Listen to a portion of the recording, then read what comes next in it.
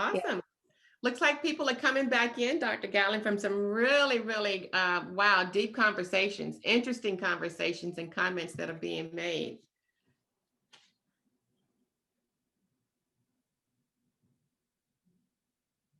Great job. I've seen some share some of the readings that they've been having with their staff, and just conversations overall that they've been having. So that's been fabulous. Good stuff. Miss Travis, we was having a good conversation. I'm sorry.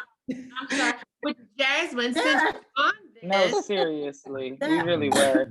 Miss Travis, we'd love for you to share some of that conversation with us, right, Dr. Gatlin? yes, Miss Travis, there are some people on here. I wish you had told me they were trying to get in here. I would have told you, Leisha Harrell, why you let her in? Where's Jasmine? Miss Cuffy, kind of share with us some things that you all talked about in your group. We made a statement, Ms. Bruton made a statement that we think it would be neat to learn other people's cultures because, you know, it's a different experience that instead of being racially judged or people judging people's cultures, that you get to know one another, it'd be unique to learn it. Awesome. And how can we go about doing that? How can we foster that? Ms. Bruton, your turn. That's you. You know, I don't know. My thing is, I would think maybe food, because that would open, a dish from everybody's, different backgrounds and, get together that way. That's the only way I would think. And food is one that we always use to attract people. Yeah. Anyway, okay, Mr. Battle. Well, it was something that I was about to say before the group ended, but I'll just share here. Okay.